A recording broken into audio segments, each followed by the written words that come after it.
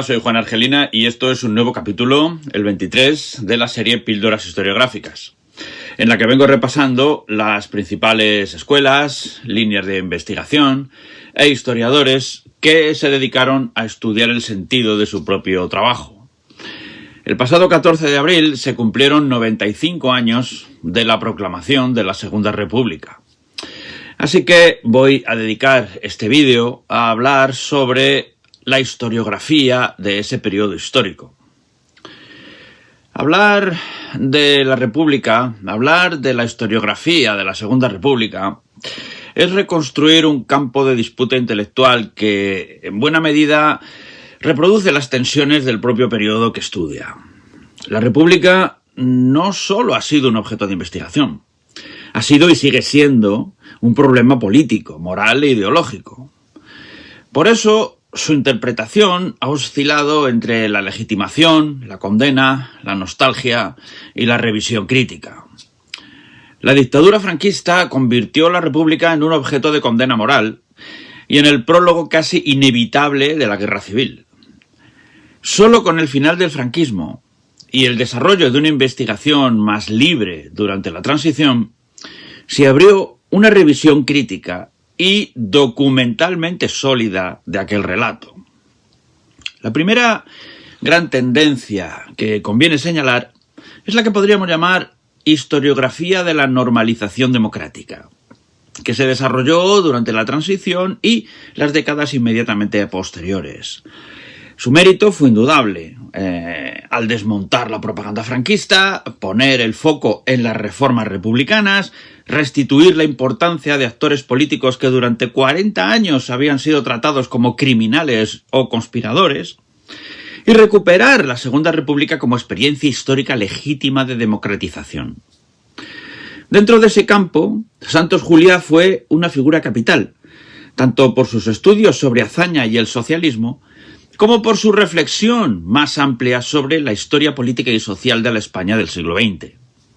Su trabajo ayudó a sacar la República del registro de la demonización franquista para insertarla en una historia real de conflictos, instituciones, partidos, discursos, culturas políticas. Ahora bien, esa corriente tuvo un límite importante.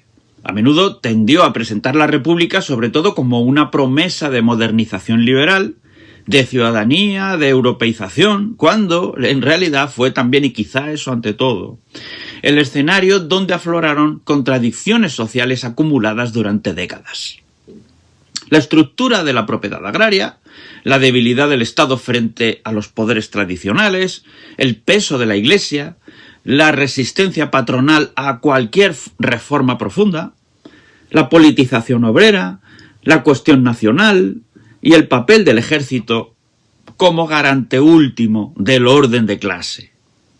Dicho de otro modo, contribuyó a legitimar la democracia republicana, algo necesario, pero a veces al precio de desactivar el núcleo material del conflicto.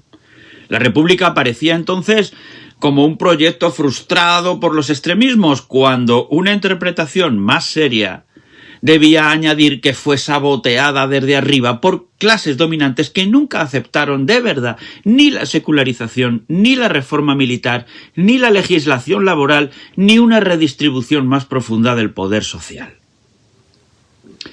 Es precisamente en este punto donde resulta imprescindible introducir la figura de Manuel Tuñón de Lara. Si hay una tradición historiográfica que introduce de forma sistemática una lectura materialista de la Segunda República, esa es la que arranca con Tuñón de Lara. Su obra no se limitó a estudiar el periodo, construyó el marco desde el cual el periodo puede ser comprendido como un proceso histórico, un proceso atravesado por conflictos de clase.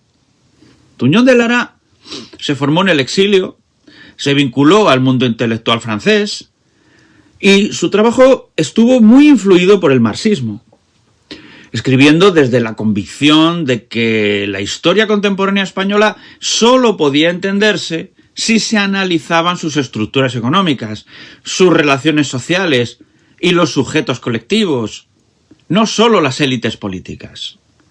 Frente a la historia político-institucional dominante, y más aún frente a la distorsión franquista, su propuesta fue desplazar el foco hacia la historia social.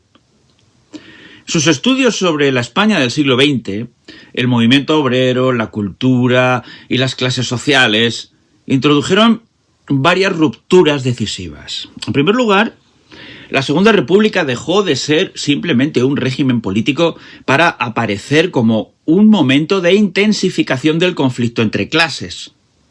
El campesinado sin tierra, proletariado urbano, burguesía industrial débil, oligarquía agraria resistente. En segundo lugar, la articulación entre economía, cultura y política. Tuñón no separa estos planos, entiende que la cultura política, el republicanismo, el socialismo, el anarquismo, no es una superestructura flotante, sino una forma de conciencia históricamente situada.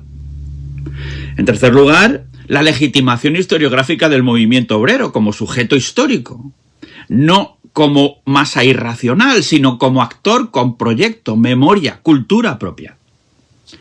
Metodológicamente, introdujo en España una forma de hacer historia que dialogaba con la tradición de la Escuela de los Anales, pero sin renunciar a la categoría de clase, ni al conflicto como motor histórico. Políticamente, devolvió su dignidad histórica a los vencidos, no desde la mitificación, sino desde el análisis. Su influencia no se limitó a su propia obra. Los célebres coloquios de Poe que impulsó desde Francia fueron un espacio fundamental para la renovación de la historiografía española en el tardofranquismo y durante la transición. Allí se formó, discutió o se vio influida toda una generación posterior que con matices desarrollaría luego la historia social, la historia política renovada e incluso las corrientes más recientes, más actuales. Y aquí aparece una tensión interesante, porque paradójicamente el éxito de esa renovación contribuyó también a su desplazamiento. A medida que la historiografía española se institucionalizaba en democracia, el marxismo perdía centralidad explícita. La historia social se diversificaba, el giro cultural ganaba terreno y en la historia política la categoría de clase se diluía progresivamente. No desapareció, pero dejó de ser el eje ordenador, lo que plantea una cuestión incómoda. ¿Hasta qué punto la historiografía posterior ha heredado realmente a Tuñón y hasta qué punto lo ha neutralizado? Muchos trabajos actuales son más sofisticados en lo metodológico, más ricos en fuentes, más atentos a la cultura, al lenguaje o al género, pero no siempre mantienen la radicalidad analítica de Tuñón de Lara. Esa insistencia en que la Segunda República fue ante todo un intento limitado, contradictorio, de reconfigurar las relaciones de poder en una sociedad profundamente desigual. Sin esta clave, el periodo corre el riesgo de ser interpretado como una crisis de gobernabilidad, una polarización ideológica o un fracaso de la convivencia democrática. Con la obra de Tuñón, en cambio, aparece como algo más incómodo y verdadero. Un momento en el que la democratización política chocó frontalmente con los límites materiales que las clases dominantes estaban dispuestas a tolerar. A esta primera corriente de normalización democrática se sumó un conjunto de trabajos de gran peso sobre la crisis del sistema político, los partidos y las biografías intelectuales y políticas. Aquí destacan, además de Santos Juliá, que ya cité, autores como Paul Preston, cuya obra sobre la crisis republicana marcó a varias generaciones de historiadores, hasta el punto que Enrique Moradiellos ha recordado explícitamente cuánto influyó en su propia formación la aparición en 1978 de su gran libro sobre la crisis de la Segunda República. Paul Preston, Julián Casanova, Enrique Moradiellos y otros hispanistas o contemporaneistas españoles y británicos ayudaron a fijar un consenso básico. La guerra no fue el producto mecánico del caos republicano, sino el resultado de una conspiración militar, civil y reaccionaria contra un gobierno legal, nacida de conflictos reales, pero no reducible a ellos. Ese avance fue decisivo porque desplazó la explicación desde la moralina sobre los dos bandos igualmente culpables hacia el análisis concreto de la destrucción de una democracia por fuerzas contrarrevolucionarias. Sin embargo, también aquí hay que introducir una corrección. El problema de cierta historia política clásica es que, cuando se vuelve excesivamente institucional, corre el riesgo de hacer de la República una partida de ajedrez entre élites. Azaña, Lerroux, Gil Robles, Largo Caballero, Alcalá Zamora, Prieto, Franco. Todo eso importa, naturalmente, pero una historia de la Segunda República que se quede en los salones parlamentarios o en la psicología de las grandes figuras se queda corta. Mira la política desde arriba. Precisamente contra esta limitación se han desarrollado aportaciones muy fértiles de historia social y de historia desde abajo, ligadas a los mundos obreros, campesinos, a la sociabilidad popular, a los repertorios de movilización y a la violencia como fenómeno social, no meramente conspirativa. José Luis Ledesma ha señalado que, de manera explícita, la importancia de recorrer la República, la guerra y la primera posguerra desde esa historia social reciente. Del mismo modo, la propia trayectoria de José Álvarez Junco y Manuel Pérez Ledesma muestra hasta qué punto la historia del movimiento obrero fue un eje decisivo de renovación historiográfica en la España contemporánea.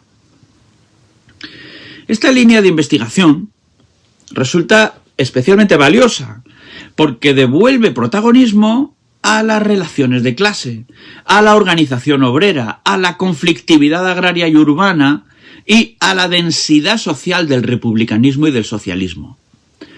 Ya no se trata solo de preguntar por qué fracasó una democracia, sino por qué esa democracia, nacida con una base popular inmensa, encontró tan rápidamente el techo de las estructuras económicas heredadas. En ese terreno, los estudios sobre anarcosindicalismo, socialismo, cultura obrera, movilización campesina y violencia política han sido decisivos. No ofrecen una visión romántica del pueblo y corrigen el viejo relato que veía en la movilización popular una patología del sistema. Muestran que la radicalización social no fue una extravagancia externa a la República, sino una de sus condiciones de posibilidad. Y a la vez, una de las razones por las que las clases dominantes decidieron romper el juego. Otro gran bloque historiográfico ha sido el de la violencia política. Durante mucho tiempo, la historiografía conservadora, y antes la franquista, utilizó la violencia para presentar a la República como un régimen fallido desde su origen. La renovación posterior ha sido mucho más seria. Eduardo González Calleja ha resumido esa evolución al explicar cómo el estudio de la violencia pasó de servir como legitimación del franquismo a convertirse en un terreno de debate historiográfico renovado durante las últimas décadas. Ese cambio fue crucial porque permitió estudiar la violencia no como un atributo esencial de las masas, sino como un proceso históricamente situado ligado a la crisis del Estado liberal, a la brutalización de la política europea de entreguerras, a las culturas de confrontación y a la movilización contrarrevolucionaria.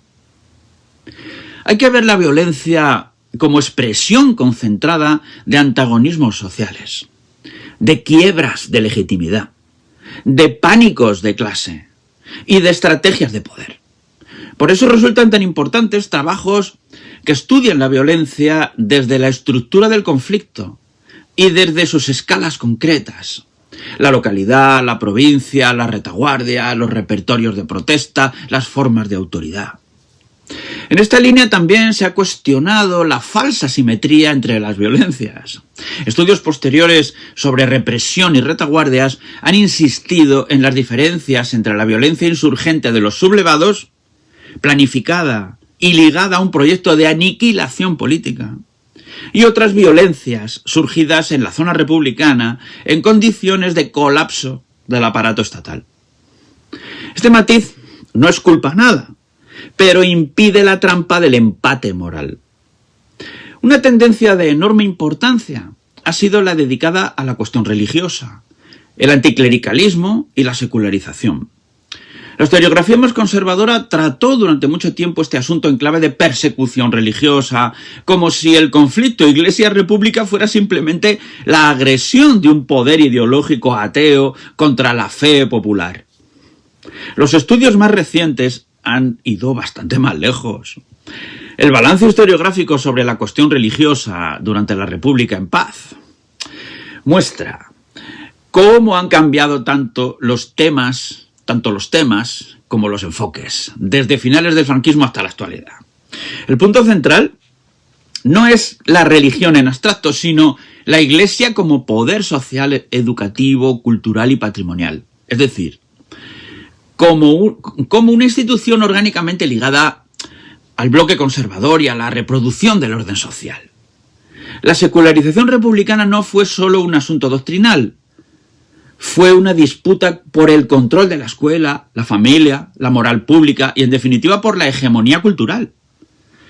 Por eso, se debe desconfiar tanto del anticlericalismo banal como de la inocencia clerical retrospectiva. No basta con denunciar incendios de conventos ni con exaltarlos. Lo que hay que comprender es por qué la Iglesia era percibida por amplias capas populares como una pieza activa de la demonización social. Los mejores estudios sobre anticlericalismo, laicismo y cultura política ayudan precisamente a salir del moralismo y a ver la densidad histórica del conflicto. No era un problema de intolerancia accidental, sino de poder. A partir de los años 90, y con más fuerza aún, en el actual siglo XXI, la historiografía de la Segunda República se ha enriquecido con el estudio de las culturas políticas, los lenguajes, las identidades colectivas y las formas de representación simbólica. Ya no se estudian solo partidos e instituciones, sino imaginarios, narrativas de nación, símbolos, emociones políticas, rituales cívicos, masculinidades, sociabilidades, metáforas y experiencias de ciudadanía. Esta ampliación fue fecunda, pero también plantea una advertencia. Si el giro cultural se independiza demasiado de la estructura social, corre el riesgo de disolver el conflicto en una nube de discursos. Desde una mirada marxista, la noción de cultura política solo resulta verdaderamente potente cuando se articula con la pregunta por la base social de esas culturas, por sus aparatos de difusión, por sus instituciones y por las clases que las sostienen. No hay que oponer de forma vulgar economía y cultura. Hay que evitar que la cultura funcione como coartada para no hablar de propiedad, trabajo, desigualdad, coerción. La Segunda República fue también una guerra de lenguajes y símbolos, sí. Pero esos lenguajes y símbolos tenían anclajes muy concretos en periódicos, sindicatos, parroquias, cuarteles, escuelas, casinos, ateneos y organizaciones patronales. Muy importante ha sido también la expansión de la historia de las mujeres y de género. Mary Nash ocupa aquí un lugar fundamental en la institucionalización de esta línea de investigación en España. Y Ana Aguado ha mostrado cómo la República abrió un espacio inédito para la primera generación de mujeres en la vida pública y política. Al tiempo que la historiografía feminista fue corrigiendo la vieja tendencia a identificar sin más feminismo con sufragismo. Desde esta perspectiva, la Segunda República ya no aparece solo como una secuencia constitucional o parlamentaria, sino como un laboratorio de ciudadanía femenina, trabajo, educación, sexualidad, identidades y participación.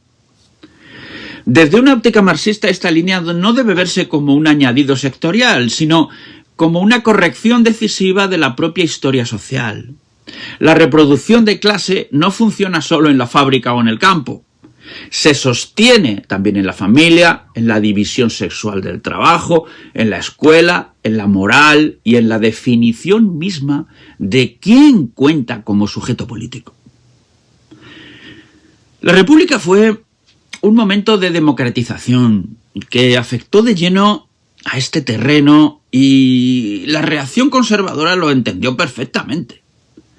Por eso la historia de género no complementa la historia general, la transforma.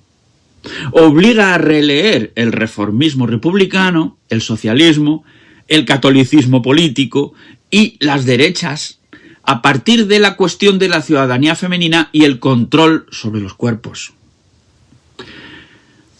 Otra corriente muy productiva ha sido la historia regional y local, así como la microhistoria y los estudios de caso. Lejos de ser un simple descenso de escala, esta línea ha permitido mostrar que no existió una sola república, homogénea, centralizada, sino una pluralidad de experiencias. Agrarias, urbanas, industriales, latifundistas, catalanas, vascas, andaluzas, aragonesas, castellanas, gallegas. Los trabajos sobre el problema regional, sobre culturas políticas territoriales o sobre fuentes municipales han mostrado la utilidad de esa escala para comprender cómo aterrizaban las reformas, cómo se articulaban las redes caciquiles, cómo se negociaba la autoridad y cómo se producían las fracturas locales. Esta tendencia permite observar cómo la lucha de clases adopta formas concretas, territorializadas, y cómo el Estado republicano tropezaba con resistencias muy distintas según la estructura de propiedad y de poder en cada zona. No puede faltar, naturalmente, la discusión sobre el llamado revisionismo. Aquí conviene hablar con precisión. Toda historiografía revisa. En este sentido banal, revisar es una obligación científica. Otra cosa muy distinta es el revisionismo como operación ideológica destinada a reintroducir bajo ropajes aparentemente críticos viejos esquemas legitimadores de la contrarrevolución. Francisco Sevillano ha definido este revisionismo como una consideración ideologizante construida al margen de los centros universitarios y académicos, y ha explicado su imbricación con proyectos políticos del presente. Christopher Elham, por su parte, señaló hace años que Pío Moa era el publicista que mejor resumía esta corriente. Y diversos balances recuerdan las críticas formuladas por Julio Aróstegui o Enrique Moradiellos frente a este tipo de narrativa. El problema del revisionismo no es solo que manipule datos o fuerce interpretaciones. Es que trabaja para naturalizar el orden social que la República puso en cuestión. Su operación consiste en desplazar la atención desde la resistencia oligárquica, militar y clerical hacia una supuesta irresponsabilidad de las izquierdas. Desde la estructura de dominación hacia la patología de la movilización popular. Desde el golpe como decisión histórica concreta hacia una especie de reacción inevitable ante el desorden. A veces esta operación se presenta con apariencia académica, otras con tono periodístico o directamente militante. En ambos casos, su función ideológica es parecida: deslegitimar retrospectivamente toda experiencia de reforma profunda y advertir para el presente contra cualquier democratización que toque intereses materiales fuertes. Esto no significa que toda historiografía no marxista sea reaccionaria, ni mucho menos. Sería una simpleza. Stanley Payne, por ejemplo, ha tenido una presencia muy importante en el campo del hispanismo y ha influido ampliamente en los debates sobre la República, la guerra, el franquismo y las derechas. Incluso estudios y reflexiones sobre su obra insisten en el papel que tuvo dentro de la renovación de la historia contemporánea española desde los años 60. Pero una crítica de izquierdas puede señalar con firmeza que parte de su marco interpretativo tiende a subrayar la crisis del liberalismo, la radicalización revolucionaria o el peso del comunismo de una manera que, sin llegar a la vulgaridad publicista de Moa, desplaza a menudo el centro de gravedad desde la contrarrevolución hacia la amenaza revolucionaria. Es decir, toma como problema principal lo que para una historiografía marxista sería más bien un efecto de fondo de la incapacidad de las clases dominantes españolas para aceptar una democratización social sostenida. En paralelo, la historiografía de la memoria ha cambiado mucho el paisaje. Las exhumaciones, los movimientos memorialistas y el debate público sobre el franquismo y la violencia han obligado a revisar no solo interpretaciones, sino también silencios. Santos Juliá trabajó sobre la relación entre memoria e historia, y la bibliografía posterior ha mostrado hasta qué punto el pasado de la República, la guerra y la dictadura siguió políticamente activo en democracia. Desde una posición marxista, este campo es imprescindible, aunque conviene evitar dos peligros. El primero es reducir la historia a duelo moral y reparación simbólica, dejando en segundo plano la estructura social y el problema del poder. En segundo, es convertir la memoria republicana en un objeto nostálgico, casi museístico, separado de las preguntas materiales del presente. La mejor memoria es la que no embalsama, la que reabre el conflicto histórico y nos obliga a pensar qué intereses destruyeron la democracia republicana y por qué. Si hubiera que trazar una síntesis de las principales tendencias historiográficas sobre la Segunda República, yo lo formularía así. En primer lugar, una base de combate contra la versión franquista y de rehabilitación de la legitimidad republicana. En segundo lugar, una consolidación de la historia política e institucional con figuras como Santos Juliá, Paul Preston, Julián Casanova o Enrique Moradiellos. Tercero, una profundización en la historia social, la violencia y la movilización, las culturas políticas, con aportaciones relevantes de José Luis Ledesma, Rafael Cruz, Eduardo González Calleja, etc. En cuarto lugar, la irrupción decisiva de la historia de género, con Mary Nash, Ana Aguado y una genealogía feminista más amplia. En quinto lugar, el desarrollo de la historia regional, local y microhistórica. Y, en último lugar, en sexto lugar, un campo de batalla permanente contra los revisionismos ideológicos más vinculados a operaciones políticas del presente que a una revisión científica solvente. ¿Y qué faltaría todavía? Desde mi punto de vista, una historia total de la Segunda República que combinara de verdad economía política, cultura, clase, género, territorio y aparato estatal. Una historia capaz de explicar al mismo tiempo la reforma agraria y el lenguaje de la nación, el hambre jornalera y la escuela laica, la militancia obrera y la subjetividad femenina, la conspiración militar y los miedos de clase de las élites. Hay piezas magníficas, pero el conjunto sigue a veces fragmentado, ¿no? Un enfoque marxista renovado, no dogmático, atento a la cultura y al género, pero sin abdicar de la centralidad de las relaciones sociales de producción y de dominación, puede ser todavía una herramienta especialmente fértil para pensar este periodo.